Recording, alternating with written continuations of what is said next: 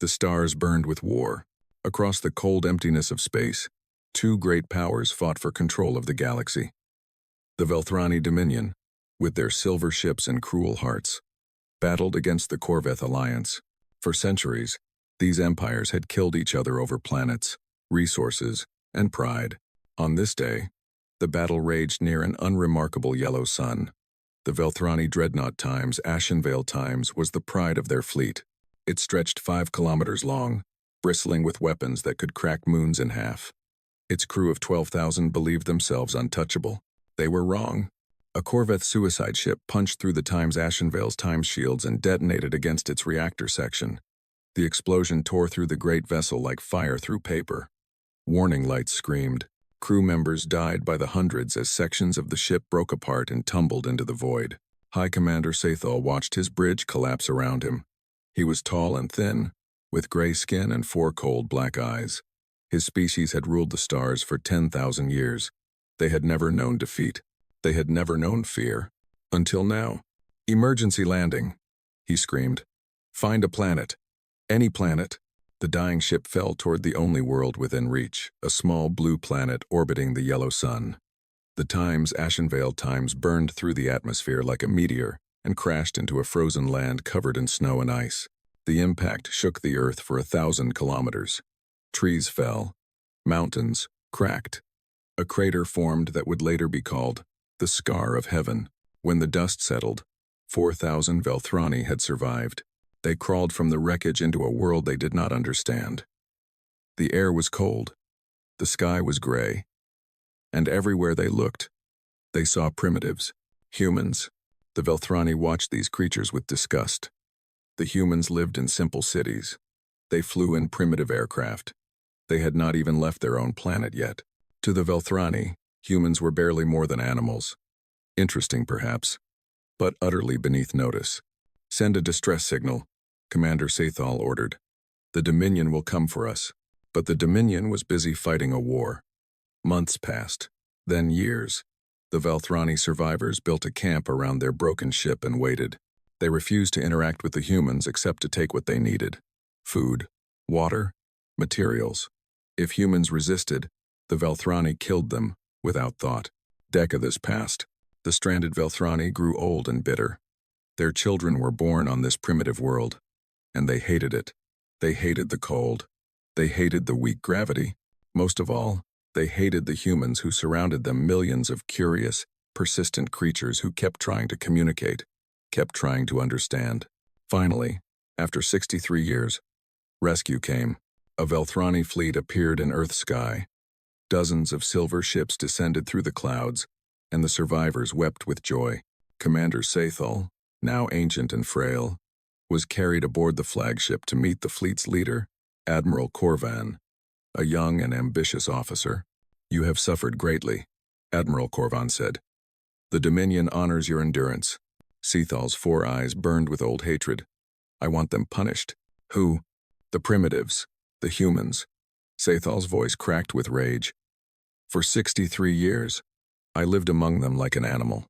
I breathed their air. I ate their food. My crew died on their worthless planet. They must pay." Admiral Corvan looked down at the blue world below. He saw the cities glittering with lights. He saw the oceans and the green lands. He felt nothing. "They are not part of any protected treaty," he said slowly. "They have no allies. No one would object." "Then burn them." Corvan smiled. "As you wish, Commander. What happened next would be remembered forever." The Velthrani fleet spread across Earth's sky and opened fire. Great beams of purple light fell from the heavens like the anger of cruel gods. Cities vanished in seconds. New York, Tokyo, London, Mumbai, Beijing, Moscow. One by one, the great cities of humanity turned to ash and glass. People ran through the streets, screaming. They did not understand what was happening or why. They had done nothing wrong. They had only existed, and for the Velthrani, that was crime enough. The bombardment lasted for 3 hours. When it ended, 4 billion humans were dead. Half the world was burning. Smoke rose so thick that it blocked the sun for years afterward. Those who survived crawled through the ruins, searching for food, water, and answers that would never come. But Commander Sathal was not finished. He ordered his ship to descend one final time. He wanted the survivors to see him. He wanted them to know who had done this and why. His voice echoed from speakers mounted on the ship, translated into every human language. Creatures of this world, hear me. I am High Commander Sathal of the Velthrani Dominion. You have been punished for the crime of existing near your betters. Remember this mercy. We could have taken everything, your water, your air, your lives. Instead, we leave you your mud, your ruins, and this broken corpse of a ship as a monument to your insignificance. Look upon it and remember, you are nothing. You will always be nothing. And if you ever reach the stars, we will finish what we started today. The Velthrani fleet rose into the sky and vanished among the stars. They were laughing as they left. To them, this had been a small thing, a minor punishment for a minor species. They would forget about Earth within a generation. But humanity would not forget. In the ashes of their world, the survivors gathered. They buried their dead 4 billion graves that would take decades to dig. They wept. They screamed. They cursed the stars that had betrayed them. And then, they looked at the broken ship. The Times Ashenvale Times sat in its crater, half buried in ice and stone. It was damaged beyond repair, or so the Velthrani believed. They had left it as an insult, a reminder of human weakness. They did not understand humanity at all. A young woman named Yara stood at the edge of the crater, looking down at the alien vessel. Her family was dead. Her city was gone. She had nothing left but rage and determination. We will rebuild, she whispered.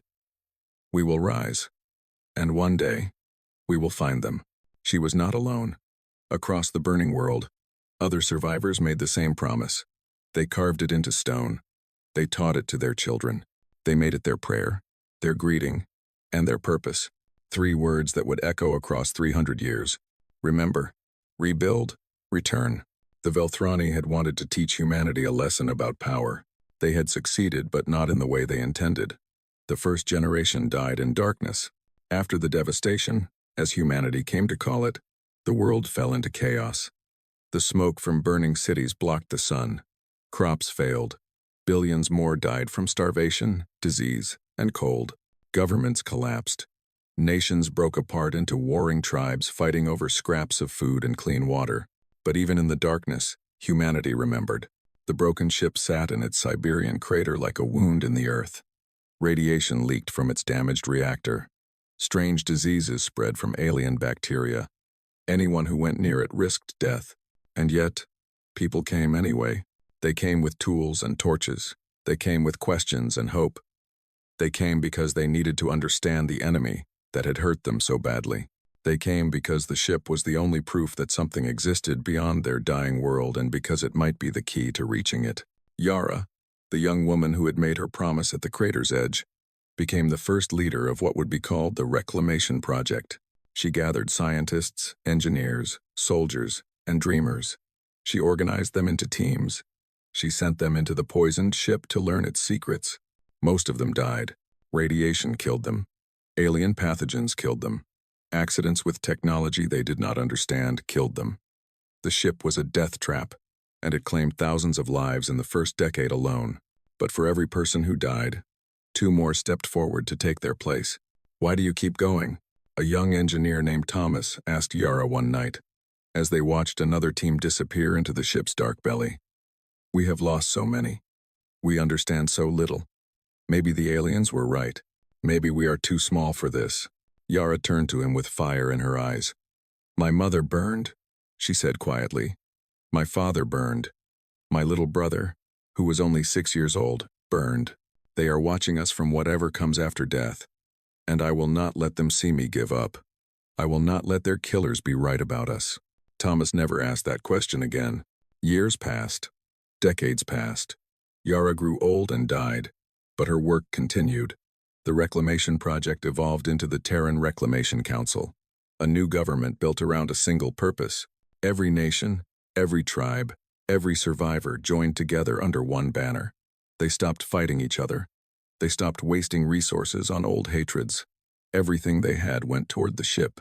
Children grew up learning alien symbols before they learned to read their own languages.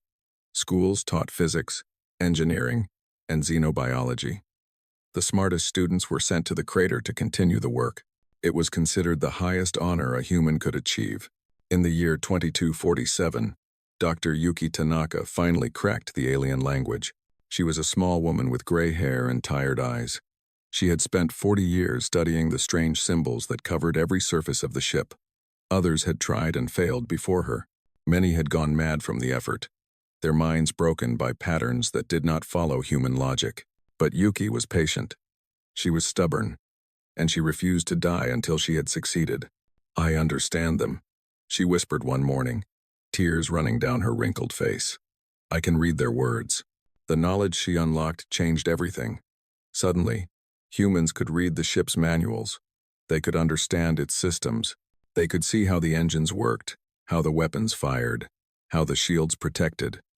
The ship was no longer a mystery, it was a puzzle. And now they had the pieces. 42 years later, Chief Engineer Kofi Mensah rebuilt the first reactor core. Kofi was a giant of a man, with hands as big as dinner plates and a laugh that could fill a room. He had grown up in the ship's shadow, playing in its corridors as a child. He knew every section, every wire, every broken panel. The ship was his home, his church, and his obsession. The day they tried to restart the reactor, everyone held their breath. The core had been dead for over 200 years. No one knew if it would work or if it would explode and kill them all. Kofi stood at the controls, his hands steady despite the fear in his heart. "For the return," he said, and pressed the activation sequence. The reactor screamed to life. Energy surged through the ship for the first time in centuries. Lights flickered on in sections that had been dark since the crash. Machines hummed. The air began to circulate. And then, the radiation struck. The core was damaged, leaking invisible poison. Kofi absorbed a fatal dose in seconds. His skin burned. His eyes went white. His hands blistered and blackened. The medical teams pulled him away, but they knew there was no saving him. Kofi lived for 3 more months. He spent every day working through a neural interface, his ruined eyes replaced by cameras, his destroyed hands replaced by mechanical arms. He trained the next generation of engineers. He wrote manuals. He solved problems that had stumped teams for decades. "I always knew this ship would kill me," he told his students near the end. "I accepted that the day I first stepped inside. We all did. This is what it costs to reach the stars. Some of us pay with our lives, some of us pay with our bodies, but we all pay because the price of doing nothing is worse." He died with a smile on his face, knowing the work would continue. And it did. Admiral Sophia Reyes established the first Terran Naval Academy inside the ship's massive hangar bay. She trained crews to fly vessels that did not yet exist. She taught tactics for battles that had not yet been fought. She built a military culture based on discipline, sacrifice, and an absolute commitment to the return. "We are not soldiers," she told her cadets. "We are not warriors. We are the answer to a question the Velthrani asked 300 years ago. They asked if humanity would break. They asked if we would crawl into our graves and die quietly. Every day that we train, every ship that we build, every weapon that we forge, it is our answer. We are coming, and they will never forget us again." By the year 2401, the ship was ready. It no longer looked like the broken wreck the Velthrani had left behind. Human engineers had rebuilt every system, improved every weapon, and filled every gap with innovation the aliens had never imagined. The rigid Velthrani computers had been replaced with adaptive human AI. The weapons were modular, able to change configuration in seconds. The shields were layered and intelligent, learning from every attack. They gave it a new name. The Times Ashenvale Times was dead. In its place rose the Times Requiem Times, a human word that meant a song for the dead. On the day of its first flight, millions gathered to watch. The ship rose from its crater, slow and steady, its engines glowing with power. It climbed through the atmosphere, through the clouds, into the black sky above. Below, on the scarred earth, humanity watched their answer rise toward the stars. 300 years of sacrifice, millions of lives, countless tears and endless determination. The monument of their insignificance had become their weapon of vengeance. And somewhere in the galaxy, the Velthrani Dominion had no idea what was coming. The Times Requiem Times flew through the darkness between stars, and humanity held its breath. For 300 years, humans had dreamed of this moment. They had sacrificed everything to reach it. Now, finally, They were crossing the threshold into the wider universe, and they had no idea what they would find. Captain Elena Vasquez stood on the bridge, her hands clasped behind her back. She was 42 years old, with silver streaks in her black hair and eyes that had seen too much. Her grandmother had survived the devastation as a child. Her mother had died of radiation sickness while working on the Requiem's Times engines. Elena carried their memories with her, along with the memories of 4 billion dead. Entering the Corvette system, her navigator reported. Detecting multiple vessel signatures. Elena nodded. Intelligence gathered from the Ashenvale's damaged computers had pointed them toward the Corvette Alliance, the enemies of the Velthrani. If anyone in the galaxy would help humanity, it would be them. What they found broke their hearts. The Corvette system was a graveyard. Destroyed stations drifted in orbit around dead planets. The wreckage of ancient warships floated like bones in the void. And on the one surviving world, the Corvette people lived as slaves. The Velthrani had won their war. A small Corvette shuttle approached the Requiem asterisk, its hull covered in Velthrani markings, the symbols of a conquered people. Elena allowed them to dock, and soon she stood face to face with Elder Thalvine, the leader of what remained of the Corvette remnant. Thalvine was ancient. His blue skin was wrinkled like old leather, and his 3 eyes were clouded with age and sorrow. He moved slowly, leaning on a staff carved from the wood of his destroyed homeworld. He looked at Elena and her crew with a mixture of wonder and pity. "Humans," he said, his voice crackling like dry leaves. "We received your transmissions. We did not believe them. A species that rebuilt a Velthrani dreadnought, it seemed impossible." "Nothing is impossible," Elena replied. "We have learned that lesson well." Thalvine studied the Requiem through the viewport. His old eyes traced the lines of the ship-familiar Velthrani design mixed with strange human modifications. He shook his head slowly. "Impressive," he admitted. "Foolish, but impressive. Do you know what the Dominion has become since they destroyed your world? They won the war. They conquered us. They conquered 400 other species. Their empire spans 3 arms of the galaxy. They have 10,000 dreadnoughts, each one more powerful than this ship. What do you hope to accomplish?" Elena's crew shifted uncomfortably. They had known the Velthrani were powerful. They had not known they had become gods. But Elena did not waver. "We hope to make them remember us," she said. Thalvine stared at her for a long moment. Then, slowly, a smile crept across his ancient face. "You humans," he whispered. "You are either the bravest species I have ever encountered, or the most foolish. Perhaps both." "Perhaps," Elena agreed. "But we are also patient. We waited 300 years for this moment. We can wait a little longer." Over the following months, humanity established contact with the wider galaxy. They learned how vast and cruel the Velthrani Dominion had become. They met other conquered species, the insect-like Vril, the aquatic Dendari, the silicon-based Kuthrani. All of them lived under the Velthrani boot. Their cultures erased, their populations controlled, their hope extinguished. All of them had heard of Earth. The Velthrani tell the story as a joke. A Vril diplomat explained to Elena during a secret meeting.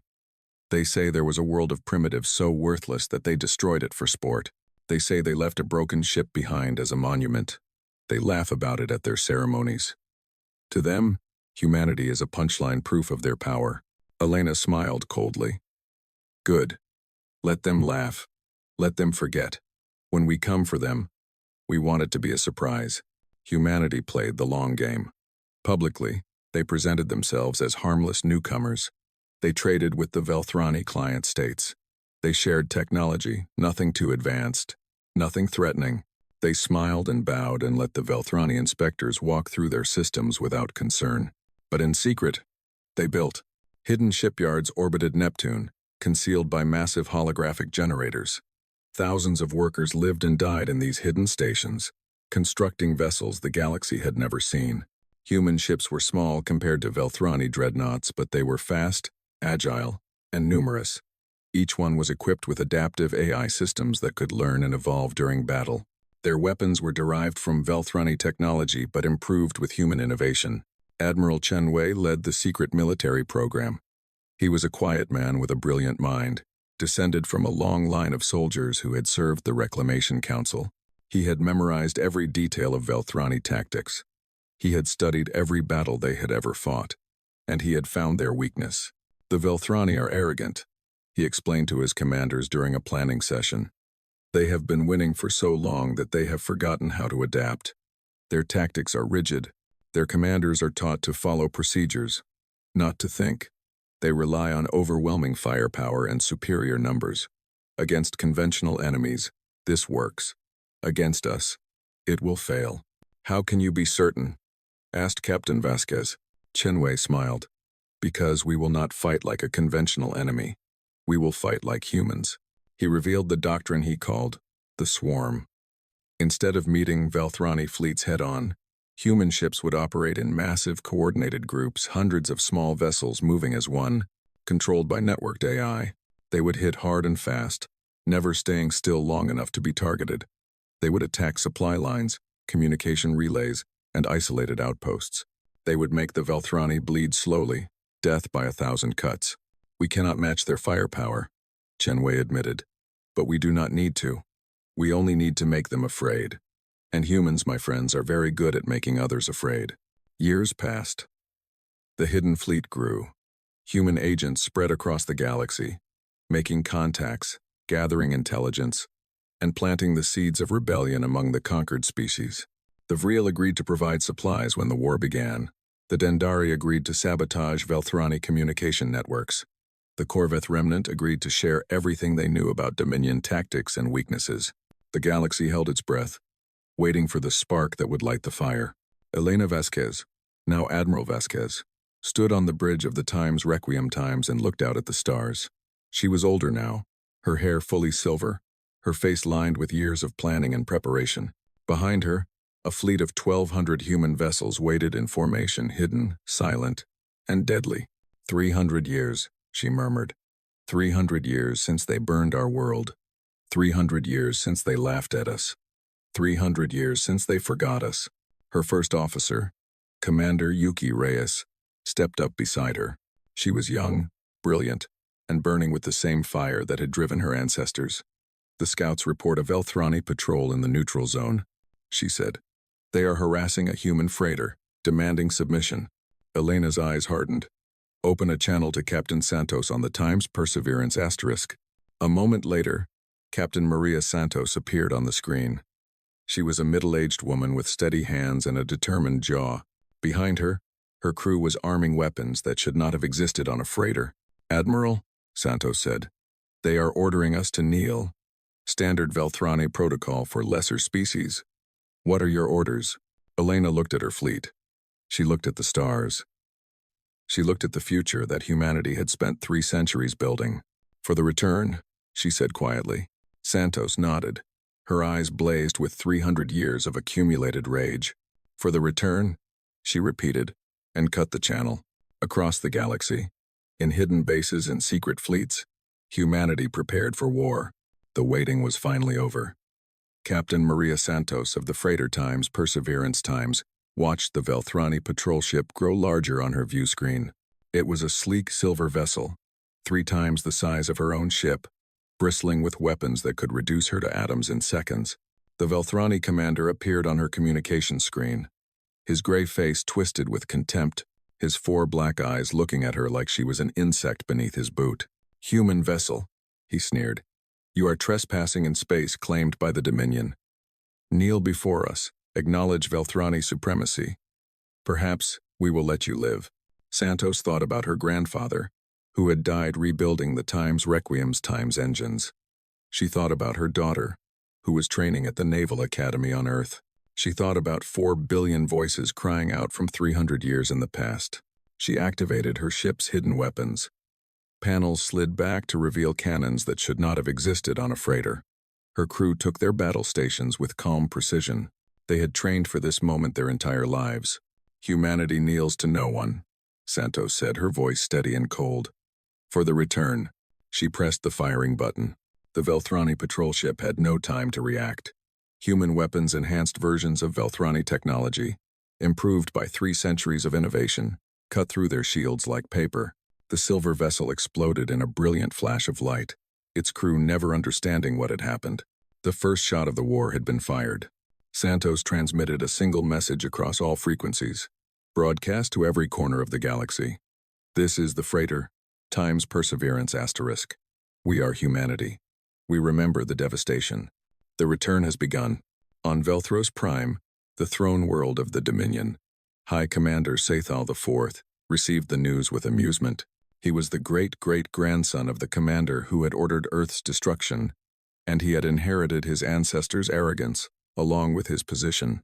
Humans, he laughed, sitting on his throne of polished black stone. Those primitives from the Forgotten World? They destroyed a patrol ship? How entertaining. His advisors laughed with him. The idea of humans threatening the Dominion was absurd. They were a joke, a punchline, a footnote in history. Send 50 ships to remind them of their place. Sathal ordered carelessly. Burn a few of their colonies. Make them kneel properly this time. The punishment fleet departed with confidence. 50 warships against a species that had, according to all intelligence reports, only a handful of vessels. It would be a simple mission, a minor exercise, barely worth mentioning. None of them returned. The first sign of trouble came when communications went dark. Then the tracking signals vanished, one by one, like candles being snuffed out. When scout drones were sent to investigate, they found only debris, 50 Velthrani warships, reduced to scrap metal floating in the void. Sathal stopped laughing. How? He demanded, his 4 eyes wide with disbelief. How is this possible? His military advisors had no answers. They could not explain how a primitive species had annihilated a Dominion fleet. They could not understand the tactics that had been used attacks from multiple directions simultaneously. Weapons that adapted mid-battle.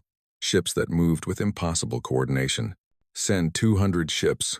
Sathal growled. Find out what we are dealing with. The 200 ships met the same fate. Then 1,000. The humans seemed to be everywhere and nowhere at once. They refused to fight in straight lines like proper enemies. They hit and ran. They attacked supply convoys. They destroyed communication relays. They struck at the edges of Velthrani space and vanished before reinforcements could arrive. And wherever they went, they broadcast the same message. We are humanity. We remember. For the return, the swarm doctrine proved devastatingly effective. Human ships were small, but there were thousands of them. Each one was linked to the others through networked AI, allowing them to move and fight as a single organism. They adapted to Velthrani tactics in real time, learning from every engagement and sharing that knowledge instantly across the fleet. The Times Requiem Times led the major battles. Admiral Elena Vasquez, now 70 years old but still sharp as a blade, commanded from its bridge. The rebuilt dreadnought was more powerful than any ship the Velthrani had ever faced, familiar enough in design that their sensors could not understand it, yet enhanced with human innovations that made it unpredictable and deadly. At the Battle of Corveth Station, the Times Requiem Times single-handedly destroyed a defensive fleet of 80 vessels. At the siege of the Dendari Nebula, human forces liberated 3 billion slaves and captured enough supplies to fuel their campaign for a decade. At the massacre of the Silver Corridor, they ambushed a Velthrani supply convoy and eliminated over 200 ships without losing a single vessel. News of the human victory spread across the galaxy like wildfire.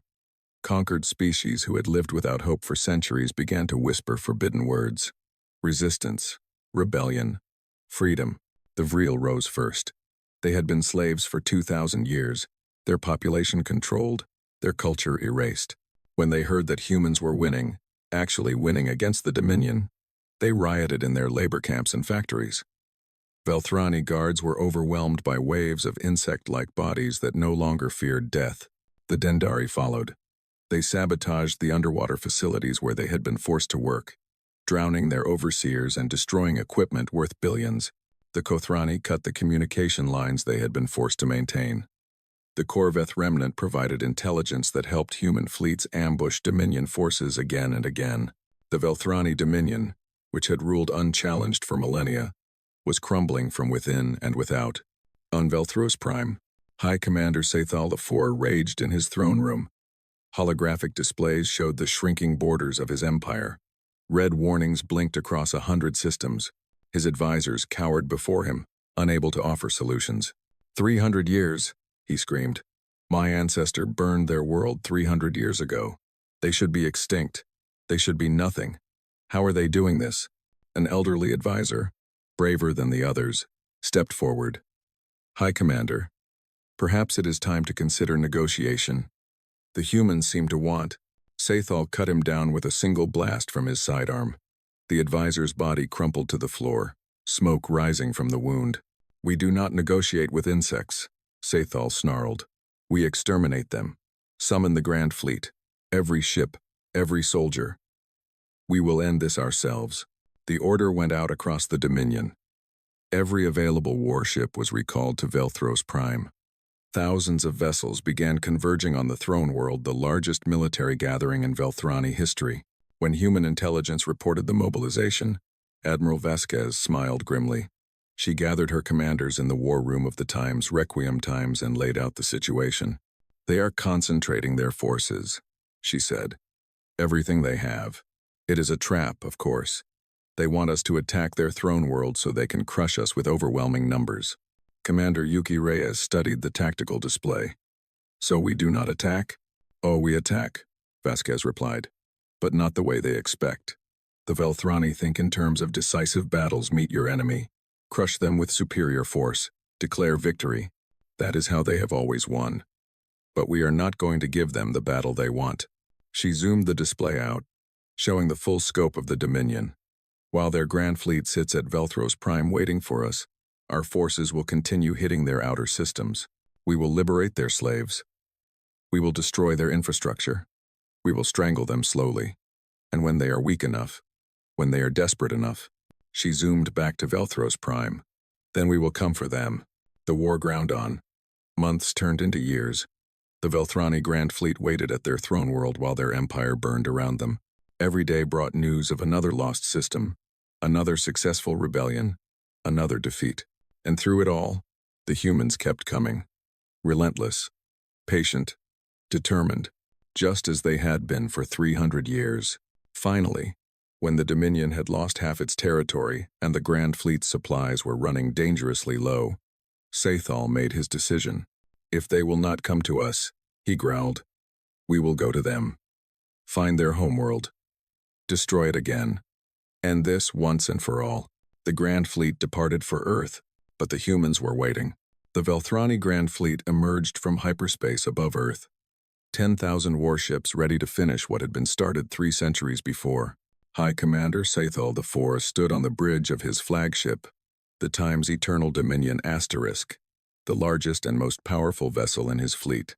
He looked down at the blue planet below and smiled with cruel satisfaction. There it is, he breathed. The world my ancestor broke. Today we will finish the job. Today we will erase humanity from the stars forever. His tactical officer frowned at his console. High Commander, I am detecting unusual readings. There is something wrong with our long-range sensors. Interference from the planet's star. Sathal dismissed. It does not matter. Begin the bombardment. Burn every city. Leave nothing alive. But before the order could be executed, the stars began to move. What had appeared to be empty space suddenly rippled with activity. Thousands of vessels dropped their concealment fields simultaneously, revealing a human fleet that surrounded the Velthrani Armada on all sides. The Grand Fleet, which had come to deliver death, found itself trapped, and at the center of the human formation, leading the charge, was a ship that made Sathal's 4 eyes widen with recognition and horror. The Times Requiem Asterisk, the Times Ashenvale Asterisk, reborn. No, he whispered. That is impossible. Admiral Sophia Reyes III stood on the bridge of the Times Requiem Asterisk, named for the great-grandmother who had founded the Naval Academy. She was 58 years old, with sharp features and gray eyes that held no mercy. Her entire life had led to this moment. She opened a channel to the Velthrani flagship. Her face appeared on every screen in the enemy fleet.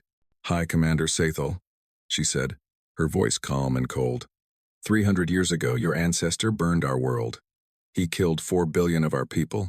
He left a broken ship behind as a monument to our insignificance. Do you remember that story? Sathal's face twisted with rage. You are insects. You should have stayed in your ashes.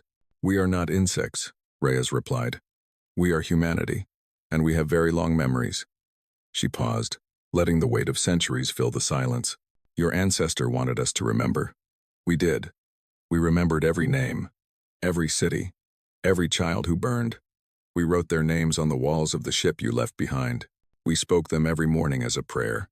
4 billion names, Commander. We did not forget a single one. Sethal trembled with fury and something he had never felt before, fear. You cannot win. We have 10,000 ships. Reyes smiled. And we have 12,000. Plus the freed fleets of the Vril, the Dendari, the Kothrani, and the Corveth. Look around you, Commander. You are surrounded. Your empire is burning. Your subjects have risen against you. This is not a battle.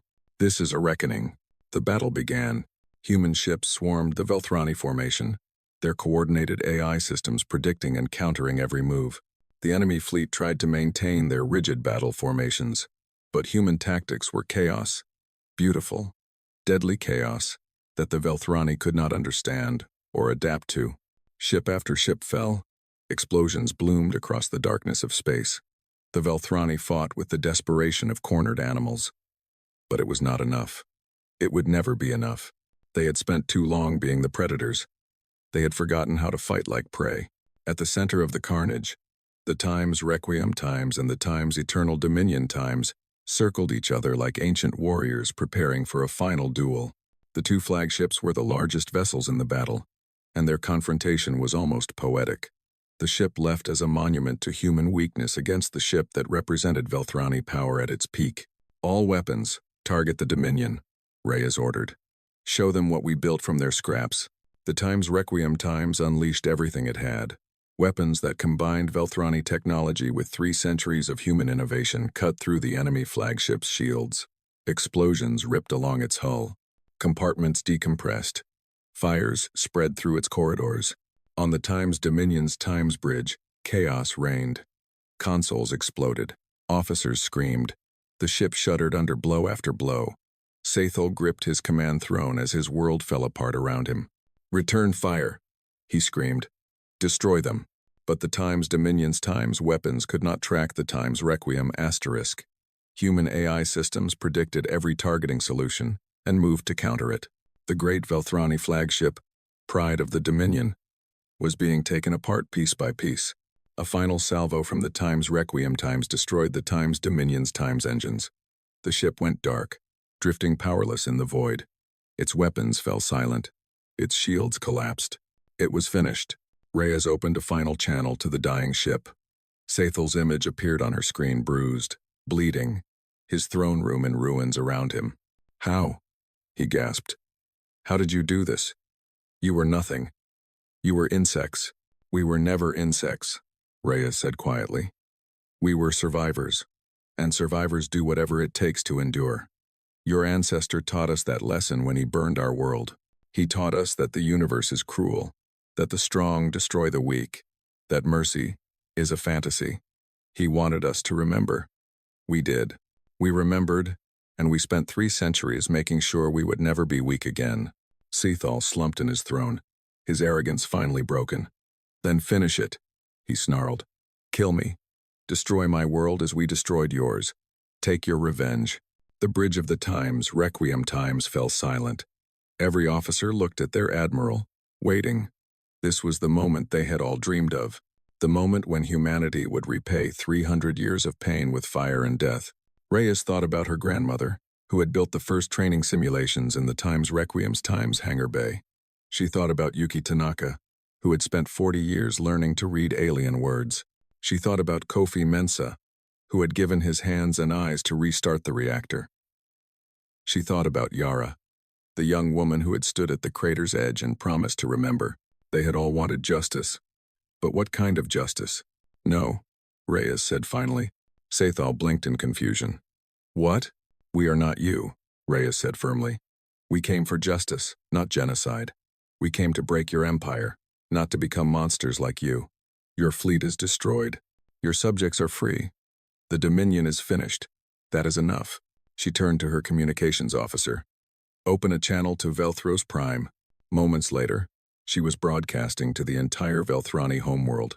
Billions of alien faces watched her from their homes, their offices, their hiding places. They expected death. They expected revenge. They expected to burn as Earth had burned. Instead, they heard this. People of Velthros, I am Admiral Sophia Reyes of the Terran Navy. 300 years ago, your leaders destroyed our world without reason or mercy. Today, we have destroyed your fleet and ended your empire. We could glass your planet. We could kill billions as you killed billions. We could make you feel what we felt. She paused. But we will not. We are not your leaders. We are not monsters who murder children for sport. We came for justice, and justice is not the same as cruelty. Your empire is broken. What rises from its ashes is your choice. But know this, humanity watches. We will never forget what you did. And if you ever threaten us again, if you ever attack the innocent, we will return. And next time, we may not be so merciful. The channel closed. The battle ended. And the Velthrani Dominion, which had ruled the galaxy with an iron fist for 10,000 years, was finished. In the months that followed, the galaxy transformed. Freed species formed the Galactic Liberation Compact, a new alliance built on cooperation instead of conquest. Humanity became a founding member, respected and admired by those they had helped free. The Times Requiem Times was decommissioned. The great ship that had carried humanity's vengeance across the stars returned to Earth one final time. It was placed in orbit above the scar of heaven, the crater where it had crashed 300 years before, as a museum and memorial. Visitors came from across the galaxy to walk its corridors. They saw the rebuilt systems, the human innovations, the centuries of dedication preserved in metal and wire. They read the names of everyone who had died building it, millions of names covering every wall. And on the bridge, preserved exactly as it had been during the final battle, they found a simple plaque with words that summed up 300 years of human determination. They left us broken.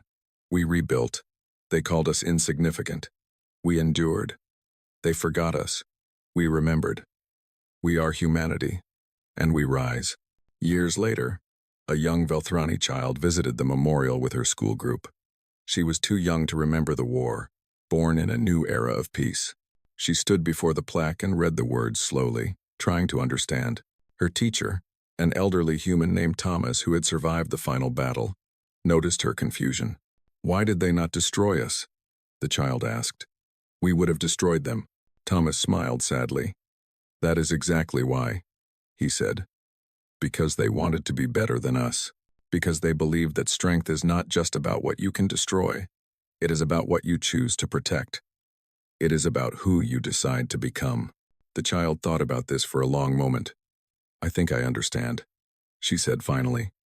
They were strong enough to win, but wise enough to show mercy. Yes, Thomas agreed. That is what it means to be human. It is not about revenge. It is about rising not just above your enemies, but above your own pain, above your own anger, above the darkness that would make you into the very thing you hate. He looked out the viewport at the blue planet below Earth, healed now, green and alive and thriving. They tried to make us into monsters, he said quietly. They failed. That is our greatest victory. The child nodded slowly, understanding dawning in her young eyes. She looked at the plaque one more time, at the words that had guided humanity through its darkest centuries. We rise, she whispered, and across the galaxy, in 1,000 different languages, on 1,000 different worlds, that phrase had become a promise, a reminder that even the smallest species, even the most broken people, can lift themselves from the ashes and reach the stars. The Velthrani had wanted to teach humanity a lesson about power. In the end, humanity taught the galaxy a lesson about hope.